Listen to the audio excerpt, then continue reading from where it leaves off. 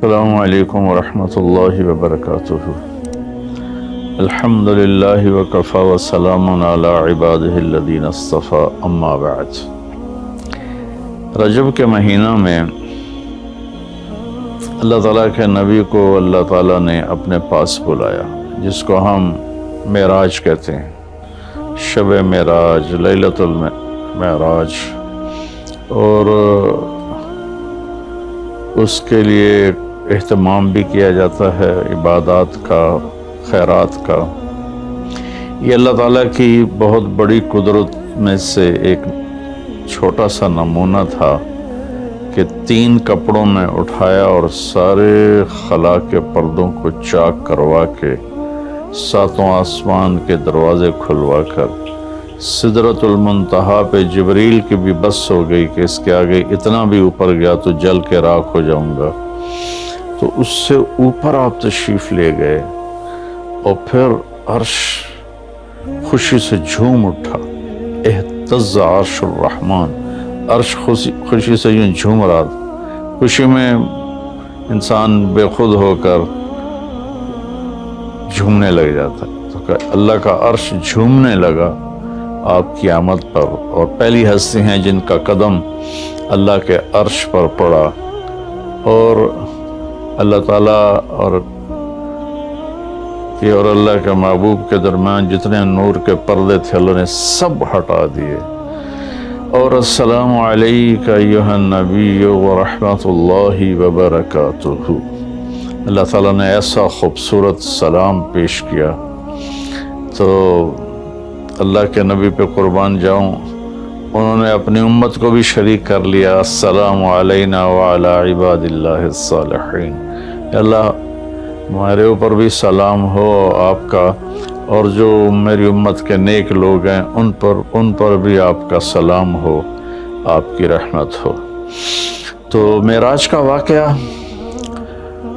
اسباب کے خلاف ایک انتہائی عجب اللہ کی قدرت ہے، اور اس میں ایک چھوٹی سی بات عرض کروں کہ جب آدمی پس جاتا ہے نا اور کہتا ہے متی نصر اللہ، یا اللہ تیری مدد کہاں ہے، تو پھر اللہ کی طرف سے جواب آتا ہے الا ان نصر اللہ قریب، بے شک میری مدد قریب ہے، آ رہی ہے۔ یہ واقعہ طائف کے بعد پیش آیا ہے، جب آپ بے بس ہو گئے تھے، پتھر کھا کے شدید زخمی ہوئے، پھر آپ مکہ تشریف لائے تو باہر ٹھہر گئے، اندر آنے کی آپ کی سکت نہیں تھی، اور آپ نے زید ابن حارثہ کو اخنس بن شریک کے پاس بھیجا کہ مجھے پناہ دو، میں مکہ میں داخل ہونا چاہتا ہوں، تو اس نے انکار کر دیا، کہا میں نہیں پناہ دیتا۔ پھر ابن سہیل ابن عمر کو پیغام بھیجا کہ مجھے پناہ دو، اس نے بھی انکار کر دیا۔ پھر ایک اور عرب کے سردار تھے، ان کو پیغام بھیجا، غالباً صفوان بن امیہ کو پیغام بھیجا کہ مجھے پناہ دو، تو انہوں نے بھی انکار کر دیا۔ تو پھر آپ نے مطعم بن عدی کو پیغام بھیجا، ان کے بیٹے جبیر صحابی بنے، تو مطعم بن عدی کو پیغام بھیجا تو وہ آپ نے بچوں کو لے کر باہر گیا، اور اللہ کے نبی کو اپنے بیٹوں کے ساتھ لے کر مکہ میں انٹر ہوا، حرم شریف میں آ کے اعلان کیا آج کے بعد محمد بن عبداللہ صلی اللہ علیہ وسلم میری پناہ میں ہے، انہیں کوئی ٹچ نہیں کر سکتا۔ ابو جہل نے کھڑے ہو کر کہا تم یہ اس کا کلمہ پڑھ کے کہہ رہے ہو یا اپنی سرداری کے زوم پر کہہ رہے ہو، اپنی سرداری کے بلبوتے پر؟ اور کہا نہیں، میں نے اس کا کلمہ نہیں پڑھا، جو اللہ نے مجھے سٹیٹس دیا ہے اس کی وجہ سے کہہ رہا ہوں۔ کہ پھر ٹھیک ہے، ہم ان کو کبھی ٹچ نہیں کریں گے۔ اس قدر حال سنگین ہو گیا تھا، اور کبھی آسمان کے فرشتے نہیں روئے سوائے 2 جگہ۔ ایک دفعہ جب ابراہیم علیہ السلام نے حضرت اسماعیل کو الٹا لیٹایا اور چھری ہاتھ میں اور سر کے بال ہاتھ میں، اس طرح، اور یوں آسمان کو دیکھ کے کہا یا اللہ تو مجھ سے ناراض ہو گیا کہ میرے دل میں اسماعیل کی محبت آ گئی ہے۔ اس پر آسمان کے فرشتے زار و قطار روئے تھے۔ اور ایک جب ہمارے نبی کو پتھر پڑے اور پڑھتے پڑھتے بے ہوش ہو کے گر گئے، اس وقت ساتوں آسمان کے فرشتے روئے تھے، اور پھر ملک الجبال حاضر ہوا، یا رسول اللہ اجازت ہو تو ان کو ایسے پیس کے سرما بنا کے رکھ دوں، ان اطبق علیہم الاخشبین۔ آپ نے کہا نہیں، لا اللہ ان یخرج من اصلابہ من یوحد اللہ، نہیں، اللہ تعالیٰ ان کی نسل میں ایسے پیدا کرے گا جو اللہ کی توحید کو ماننے والے ہوں گے۔ اس تکلیف کے بعد یہ سفر ہوا کہ 27 رجب کو جبرائیل آئے، آسمان سج چکے ہیں، اور ہماری یعنی زبان میں یا ہمارے رواج میں کہ یا رسول اللہ استقبال کے لیے قطاریں لگ گئی ہیں، آپ ان کو لے کر گئے۔ آپ ام ہانی رضی اللہ عنہ، حضرت علی رضی اللہ تعالیٰ عنہ کے گھر میں تھے آپ، تو وہاں سے حتیم میں لے گئے، آپ کا سینہ چاک کیا۔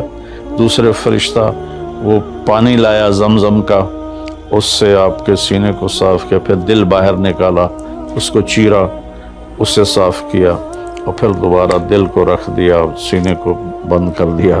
اب یہ سارا کچھ اپنے ہوش میں دیکھ رہے تھے۔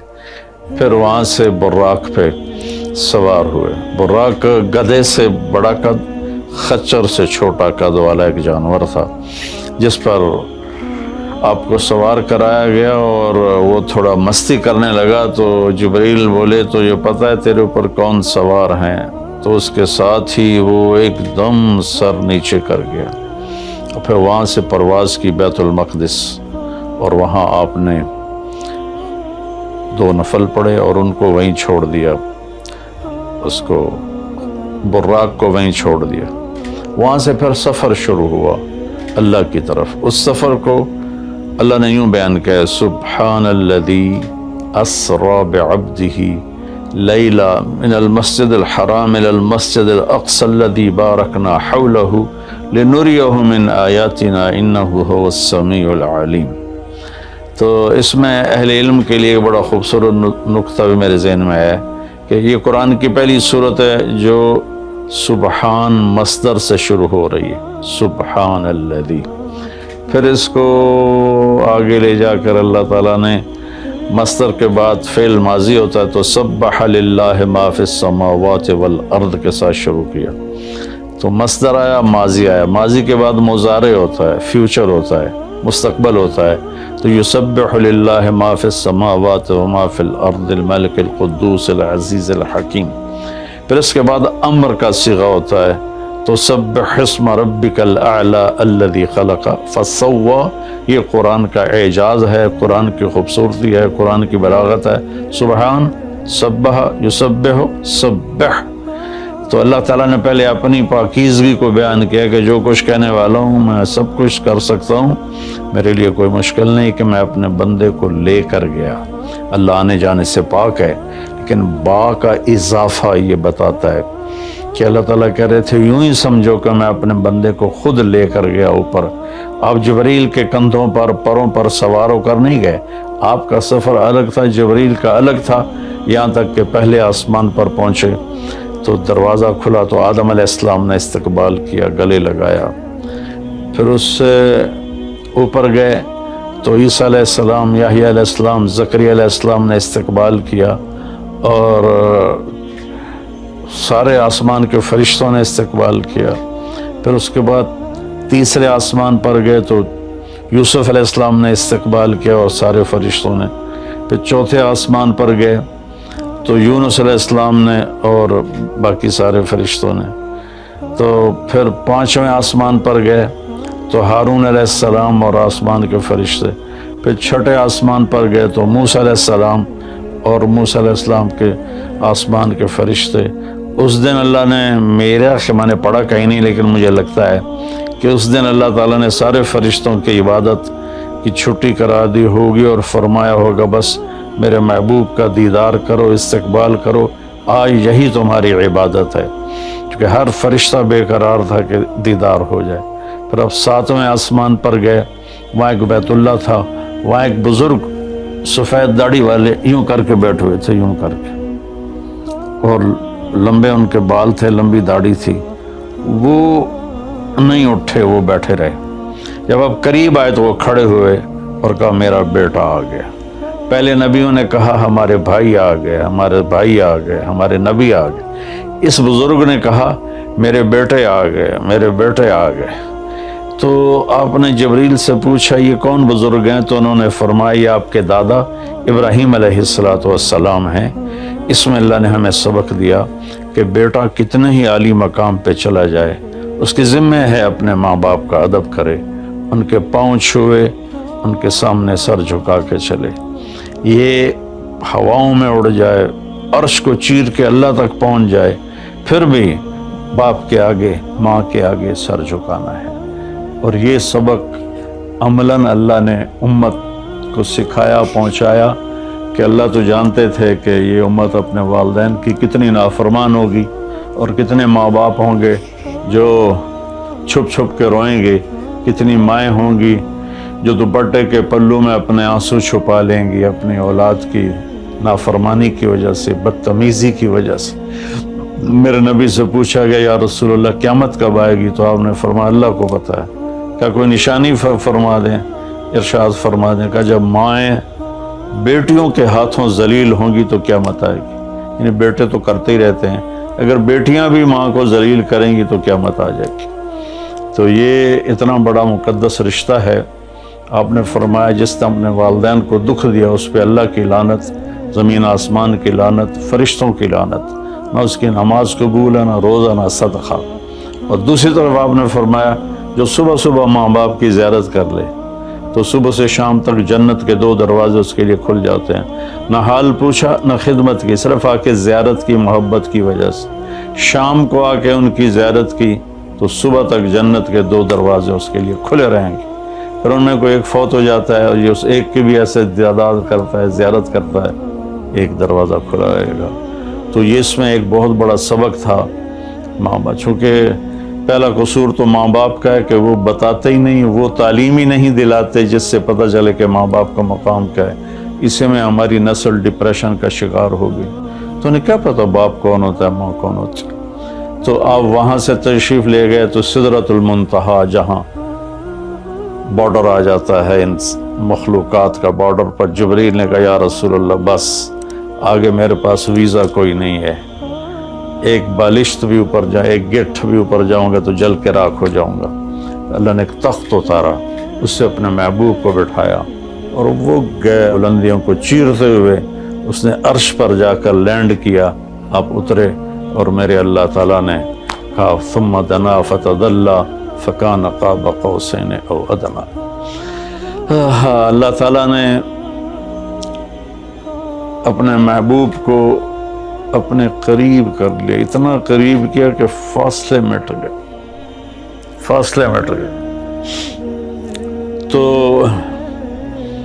بھائیو پھر لمبا واقعہ ہے، اور لوگ آج کل اتنا لمبا سنتے بھی نہیں ہیں، تو میں صرف جانے کا بتا دیتا ہوں۔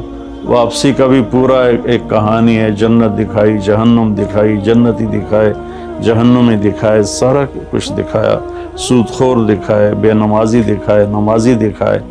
آپ نے سب کو اپنی آنکھوں سے دیکھا، جہنم کو بھڑکتے دیکھا، جنت کو چمکتے دیکھا، جہنم کو دہکتے دیکھا اور جنت کو مہکتے دیکھا۔ یہ سب کچھ آپ نے اپنی آنکھوں سے دیکھا، اور پھر آپ واپس تشریف لائے۔ تو جب آپ پہنچے تو ابھی رات کا حصہ باقی تھا اور رات گزری نہیں تھی جب آپ اتنی بڑی کائنات کا سفر کر کے واپس تشریف لائے۔ تو اس میں ایک بڑا سبق ہے، وہ یہ ہے کہ اللہ نے اپنے نبی کا ہاتھ پکڑا اور اپنی ذات تک پہنچا دیا۔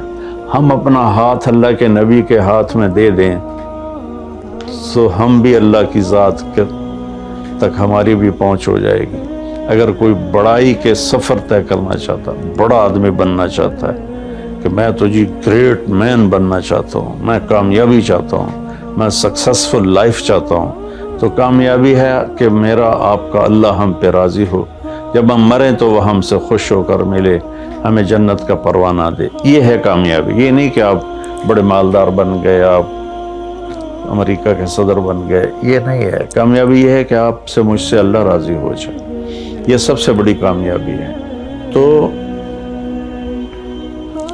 اللہ تعالیٰ کے نبی کے ہاتھوں میں ہاتھ دے دے تو اللہ تک پہنچائی آسان ہو جائے گی۔ ایک واقعہ سنا کے ختم کرتا ہوں۔ ایک بدو آیا، کہنے لگا ہے محمد، آپ نے کہا جی۔ اب بدتمیزی کا جواب بدتمیزی سے نہیں، پیار سے دیتے، جی تیری 3 باتیں بڑی عجیب ہیں۔ آپ نے کہا کیا؟ تو کہتا ہم باپ دادے کا دین چھوڑ کے تیرے دین پہ آ جائیں گے، ہم کیوں چھوڑیں باپ دادے کا دین؟ کہا اچھا، اور؟ تو کہتا ہے کہ ہم مر کے مٹی ہو جائیں گے اور پھر دوبارہ زندہ کیے جائیں گے۔ کہا اچھا، اور؟ تو کہتا ہے سورے عرب کو تیری امت فتح کر لے گی، ایران اور یورپ کو بھی تیری امت فتح کر لے گی۔ تو یہ کیسی بچوں والی باتیں کہا، ان کو روٹی نہیں ملتی اور یہ سنا رہا ہے ان کو کہ اس سے کیسر اور کسرا 2 بڑے بلاک تھے اس وقت۔ تو آپ نے مسکرا کے فرمایا انشاءاللہ تیری عمر لمبی ہوگی، تو دیکھے گا کہ سارا عرب و عجم میرا کلمہ پڑھے گا، پھر تو دیکھے گا کہ سارا عرب و عجم یہاں مدینہ ڈھک کے آئے گا، اور پھر تو دیکھے گا کہ اللہ تعالیٰ قیامت کے دن تجھے بھی کھڑا کرے گا، مجھے بھی کھڑا کرے گا، اور میں تیرا ہاتھ پکڑ کے تجھے یاد دلاؤں گا کہ ہو گیا یہ زندہ ہونا کہ نہیں ہوا۔ تو وہ کہنے لگا نہیں میں نہیں مانتا، تو چلا گیا۔ اس نے پھر ابوبکر صدیق کے دور میں دیکھا سارا عرب فتح ہو گیا، کہنے لگا پہلی بات تو پوری ہوگی، ساری قوم نے کلمہ پڑھ لیا۔ حضرت عمر کا زمانہ آیا تو کیسر اور کسرا پٹ گئے، تو کہنے لگا دوئی گل بھی پوری ہوگی، ہن باویں تری ہو ہی نہ جاوے کدائیں، چلیے بھائی کلمہ پڑھیے۔ تو وہ وہاں سے اپنے علاقے سے آیا، حضرت عمر کے دربار میں آ کر اس نے کلمہ پڑھا۔ جب وہ آپ کی محفل میں آتا آپ اس کے لیے کھڑے ہو جاتے، بڑا اکرام کرتا۔ تو ایک دفعہ فرمایا کہ تم دیکھتے ہو میں اس بدو کا بڑا اکرام کرتا ہوں، میں اس محفل میں تھا جس میں اللہ کے نبی نے کہا تھا کہ رہے گی تیسری بات تو تیرا ہاتھ پکڑ کے بتاؤں گا کہ ہوئی کہ نہیں ہوئی، ہم مر کے زندہ ہوئے ہیں کہ نہیں ہوئے، اور قیامت کا دن جس کا ہاتھ میرے نبی کے ہاتھ میں آ گیا وہ جنت میں پہنچانے سے پہلے کبھی نہیں چھوڑیں گے۔ تو یہ وہ شخص ہے جس کا ہاتھ میرے نبی نے پکڑا ہوا ہے، اس کو جنت تک پہنچا کے چھوڑیں گے۔ تو میرے عزیزوں، میرے بھائی بہنوں، بچوں بچیوں، ہم مختلف قسم کی نافرمانیوں کا شکار ہیں اور اس میں ہم لذت ڈھونڈتے پھر رہے ہیں اور فرسٹریشن کا شکار ہیں۔ ہماری نئی نسل نشوں پہ لگی ہوئی ہے۔ اللہ کے واسطے سب سے ہاتھ چھڑا کر اللہ کے نبی کو اپنا ہاتھ پکڑا دو، آپ کو یوں پکڑیں گے اور اللہ پاک سے جا کر ملا دیں گے، اور فرشتے بھی آپ پر رشک کریں گے۔ یہ واقعہ معراج کی اصل تھیم ہے اور واقعہ معراج کا اصل پیغام ہے کہ کی محمد سے وفاتوں نے تو ہم تیرے ہیں، یہ جہاں چیز ہے کہ لوح و قلم تیرے ہیں۔ السلام علیکم ورحمۃ اللہ۔